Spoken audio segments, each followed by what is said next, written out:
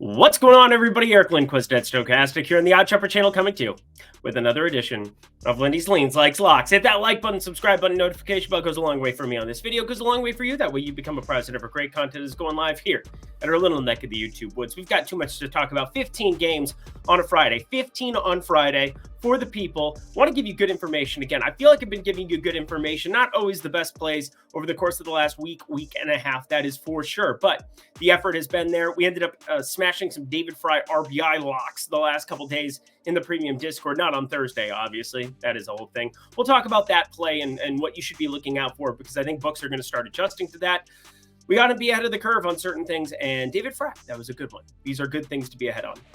BetMGM, good thing to sign up for. Odd Chopper as well. Sign up for the premium Discord using promo code Lindy. Great stuff we'll talk about later. But producer Jacob, it's the freaking weekend, baby. We're not going to finish that song because he's a bad person. Let's get to the picks. I love seeing afternoon baseball on Fridays in Wrigley Field. That is for sure. And I have kind of a play for this one. I didn't end up betting it, but I know how many people want to have early action in the day on the way. And this is like a 1.5% expected EV. Again, if you sign up for Odd Chopper, you'll understand what I'm talking about. It's right around down at 1.5% for me.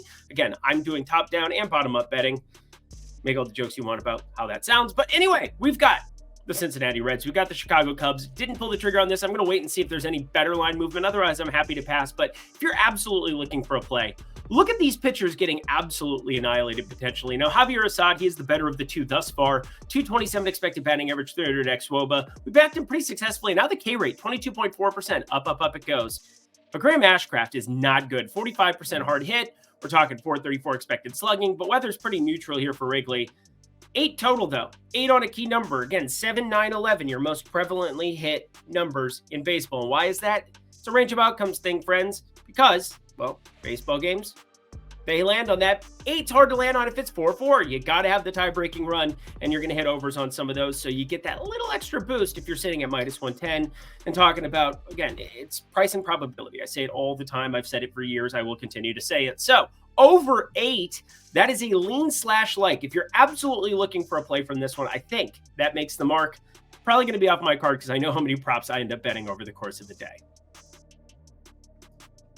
Speaking of props that I will bet over the course of a day, Miles Michaelis going up against Aaron Nola. And Aaron Nola, it's weird because in the back of my mind, I'm like, oh, he's having a quiet season. I haven't heard a lot. Aaron Nola's been awesome. You go through some of his peripherals, and yet this is just like the classic example of, like, if you're so good, sometimes a 3.04 ERA doesn't just jump out at you. And last season's 4.46 ERA, 1.15 whip. When you're the number 2 behind Zach Wheeler on a staff, you're just not going to get all of the accolades you deserve. But 3.46 expected ERA, everything across the board looking really, really nifty. But Miles Michaelis, everything looks really, really bad yet again. And this is the guy you want to target. And it's interesting because he's got an identical amount of innings against lefties and righties right now. It's like 28.1, 28.2 on each handedness, but giving up almost identical homers too. 4 to lefties, 5 to righties. And I think we're going to get a better price on Alec Boehm than what we probably deserve, just based on the last 10 games and based on, well, Bryce Harper, Kyle Schwarber getting that steam up that they always get, as they should. They're really good at hitting, but 44.5% hard hit, 305 expected batting average, 13.6% K rate, and only a 7.7% walk rate. Oh, you don't get gypped at the plate from this guy. It feels good. It feels good. It feels great. It feels great. It feels good. How are you? Alec Boehm, 2+ hits, and looking at the homer here, based on the last couple of days, though, I think this one's going to make the card. The home run play, anything better than plus 340, it's going to be better than plus 340. Another play for you here, Tampa and Baltimore. There's 2 pitchers on this slate. One we'll talk about a little bit later. He's actually in the lock. I do have a lock for you from today. But Aaron Savale going up against this Suarez character who I had to do a little bit of a deep dive on because I didn't realize on my sheet he's 34 years old, and I hadn't heard of him. And I was trying to figure out, has he been in the league big leagues before? But 2017 was the last time he was there. Completely revamped his stuff, got himself back into the States, 2.79 expected ERA. Really good stuff. And now somebody that they are starting to give some more innings to. Obviously, he started the season as a starter. He went through a couple of spots where, they pitched him for like an inning here, 3 innings there, as they started to get healthier, but went back to the 4 innings there on the 25th. Sounds like he's going to be in line for a decent workload in this one. And that is good enough for me, friends. When we're talking about minus 142, against Savale. Now, Savale, not somebody I've been picking on a ton, but a 260 expected batting average is not good. A 17-degree launch angle in this ballpark against the lefties, that's problematic because Gunnar Henderson will kill you. Ryan O'Hearn, smothering baseballs. Smother me timbers. I don't know what I'm trying to say there. Baltimore money line. That's what I'm trying to say here. So bet that. Minus 142. I know it's chalky. I don't care. Pittsburgh going up against Toronto. Bailey Falter, Jose Berrios. I'd rather do anything than bet this baseball game. I know we like to pick on Jose Berrios. I want better than plus 138 for this Pirates team. I can tell you that much. They are so frustrating. There are times that I think, oh, I've got this covered. Back-to-back unders. And then all of a sudden, they go completely nuclear, and then they just get completely hit up with Jones on the mound. They're a mini Milwaukee. The Milwaukee Screwers. That's what they are now to me. We'll talk about them later, too. But Bailey Falter, a lefty I don't really like going up into Toronto. Not somebody I want to be backing. Looks pretty efficient the whole way across 8.5. Can't really touch the total. Pittsburgh money line simply because they're the dog against Berrios. You know how I feel about that character. Not going to do it, though. Not going to do it. Definitely want you doing this, though. Signing up over at OddsShopper, friends. If you go to the link below and you use promo code Lindy, we'll put that up on the screen in a second. $14.95 for your week, but it turns into $12 for the expert picks. That's my betting card every single Monday through Friday in the MLB streets, throwing in some NBA plays there as well throughout. We've had a really good NBA Lindy's video over the course of this entire playoffs, play-in tournament. Hopefully you've been trailing those, except for the last 2 days. I hope that you completely Men in Black penned your eyes out with those. But anyway, Discord, premium tools, everything all in one package. And again, the premium tools, that's what it's all about. I want you focusing on data. And hey, if you just want to have those plays catered for you and you want to have my best plays every single day, happy to provide those as well. Everywhere, all in one place for $12 to try out for your first week. Think you'll love the community. Think you'll love my sense of humor on writing. And that's pretty much it, friends. Let's get back to the picks.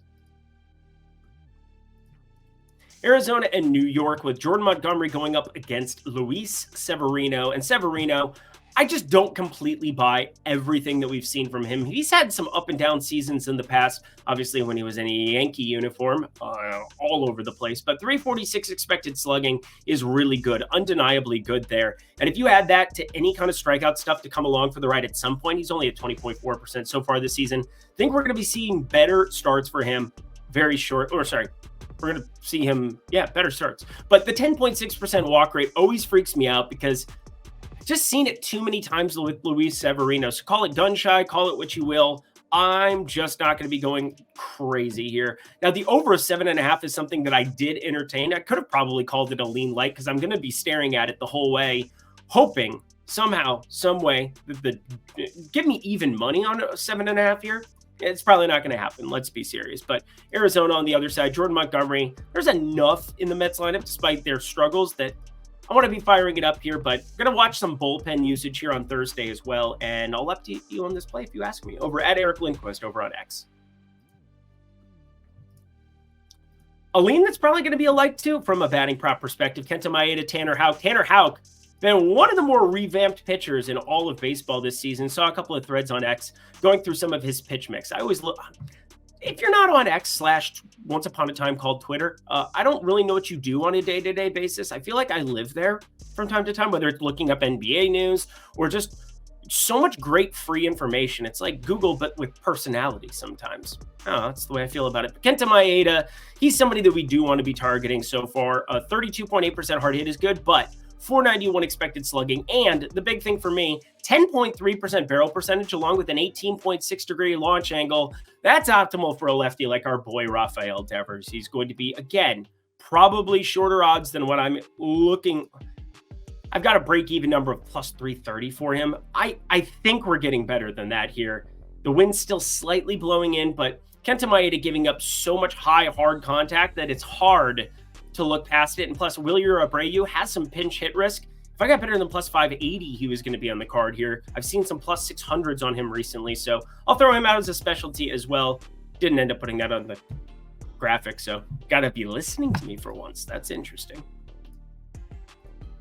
Texas at Miami, Jose Urena, hate him. Sixto Sanchez, absolutely hate him. Both of these guys, not long for the big leagues. Not long for the big leagues. And as such, it is so clear-cut to me, even with how bad Miami is. And they're very bad. There's no question about it. There's an opportunity, friends, in Miami to play an over on 8.5 with a roof closed. Yes, the roof going to be pretty much closed nonstop. They have those little wing things. Talked about that before.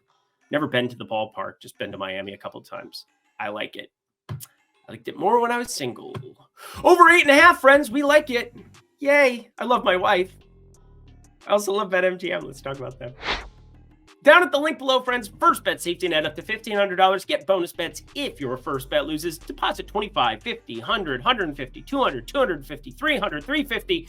I'm not going to just go up $50 increments like this is bidding on the prices, right? But I will tell you, I love BetMGM, and now they have had some of the best home run odds on the entire board recently. Yeah, they're competing up there with FanDuel. They're giving you 33% profit boosts from time to time on those homers for some people. Again, I'm very jealous. I would like more of those. Thank you, BetMGM. Please be listening. But anyway, first bet safety net up to $1,500 is a great opportunity to take a big swing. And if it doesn't hit, take another big swing because you'll get that money back in bonus bets up to $1,500 on that first wager you make. It's only if you're 21 and over. If you have a gambling problem, please call 1-800-GAMBLER. But if you are going to be firing up anything over the weekend, try out BetMGM. Back to the picks we go, friends. I don't know. He's the GOAT. The GOAT. David Fry, friends. I don't know what to tell you. It's Patrick Corbin. It's Tanner Bybee. Yeah, Tanner Bybee. Lord Almighty. If it is a lefty, and I'm getting plus money on another RBI, I get it. We're outside of Coors Field this time, but all I did was bet David Fry RBIs and made that the bet that I wrote up every day, made it the bet that I talked about, made it a one-unit play there both times in the premium Discord for the people, and David Fry just keeps hitting RBIs. The guy has like nearly a 1.500 OPS against left-handed pitching. It is just absurd. Just keep playing it, but this isn't the confirmed pitcher yet here. If it's Patrick Corbin, just give me plus money on David Fry every single time. He was plus 140, plus 130, plus 120. We just keep bet. Put $1 and get a car. Put $1 and get a car. Put $1 and get a car. Put $1 and get a car. Vegas Vacation, great movie. Go watch it. And here we are, friends. Here we are. Great opportunity. Check out the Atlanta Braves is insane chalk. Minus 110 difference here. Going inside of the number there. Yeah, just Reynaldo Lopez doesn't end up starting on Thursday just to make my life more difficult. Ends up getting moved to Friday. They have some no name that I had to end up digging into as well. Oh, Atlanta. Tough times. Back-to-back days of absolute nobodies on the mound for the Braves. I have just I'm straight up not having a good time breaking down some of those guys. You guys are right. You guys were like saying how many pitchers were getting rebounded. I'm like, oh, it isn't that bad. And then Atlanta happened. It's felt pretty bad recently. But JP Sears on the other side of this one, he's not long for this kind of struggles. I think he's a pretty decent arm, but it's Atlanta. This is not a good number, obviously. If you really want it, go ahead. But it's going to be a lean for me, not going to make the card. Hated everything about updating my sheet and hated everything about looking at Eric Fetty versus Myers here, mainly because Myers, I think, is pretty good. And Milwaukee, 0-5. 0-5 dealing with locks. If I take them off the board for the entire season, I'm up like 3.5 units on locks. Instead, I am down just over 1.5 units. It's like 2 units total now. Only like one under 500, whatever. I hate Milwaukee. You're an absolute headache of a baseball team. Of course. And when I updated everything, 165 was the best play existing on my sheet. So you know what I did? Not only did I not lock it, not only did I just turn it down into a like for you, I didn't bet it. I can't deal with it. I don't know what's going on with this baseball team to drive me up a wall like this, but I'm not willing to deal with it right now. I have to do something different with them. They are second in baseball against right-handed pitching. This is another righty in Eric Fetty that I would be like running to the window to bet minus 165 against. But I have no ability to target Milwaukee on good day, like none. Maybe if I just made them a like, but then somebody's going to make fun of me again. It's the whole thing I don't want to deal with. There's so many other bets that I can make over the course of a billion MLB games this season that I don't have to deal with Milwaukee money line if I don't want to. So I won't. Part of me kind of wants to still bet them. Anyway, the Twins, we've got Blanco here on the other side of this one, and Mr. Pablo Lopez. Kids, I got to take all of that. Sorry, this is for social because this is the lock, friends. Ready, break. That was for producer Jacob.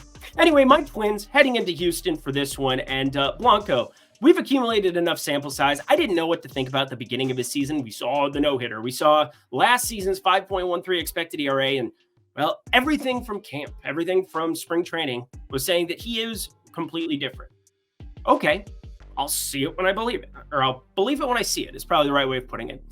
I'm not sure how to take everything that I'm looking at with him in the context. The velocity on his fastball is down a mile per hour, which generally means you should have your radar up on a specific pitcher. Because you lose velocity, you lose the ability to strike out major league hitters. If you lose the ability to strike out major league hitters over any long sample size, unless you have a pitch that gets spiked into the ground, you're going to run into trouble at some point. But 23.7% K rate, 3.17 expected ERA. So I did a little bit more digging and tried to make everything work here. Tried to pay every bit of attention I possibly could to the rest of the pitch mix and see what I could find. And sure enough, one thing stood out a little bit to me, and that is the changeup usage from 9% last season up to 29.5% this season. And this pitch, friends, is fun. It's the best in terms of batting average, 150 batting average against, 169 expected batting average against. That is really good with a 34.1% whiff percentage. So I think Ronel Blanco just adding that one off-speed pitch and being comfortable with it and being able to throw it all the time. Awesome, awesome opportunity. So that's awesome. I don't know why I said awesome for. No, I said it awesome again. I'm done. Pablo Lopez on the other side, I think is more of a proven commodity. I know that we've been seeing some more hard contact for him this season at 39.5%. He's a righty taking on a Houston team with the lowest strikeout average against right-handed pitchers for the season, has a 9% barrel percentage, has two lefties that terrorize human beings in Yordan Alvarez and Kyle Tucker. But there's 8.5s, and yes, it is up to the -115, -120 type range, but at 8.5, I love this under. If you can get 8.5, it's a lock. If you can get 8, where it's going to be closer to even money or -105, just fine with that here as well. But under 8.5, I pulled the trigger. My favorite play here for Friday. Not a lot to talk about here. San Diego and Kansas City. Michael Walker under 17.5 outs. It's the best play that's projecting. We got all of this, but Cease -130. Thought about it. Weather. I don't even want to break this one down because I think that this game has major weather implications, so pay very close attention to it. I went to windfinder.com, winds blowing in. You take a look over, type in Kansas City. Really great process. Looks wet. Looks like we might have some rain in the forecast, so be paying very close attention. All you need to do, take a look at 2 boxes. Is it a right-handed pitcher? It's against Seattle. Check. We should probably look at laddering them because Spencer Arrighetti just got to 8 Ks and made us money. Check. Cool. We're in Seattle.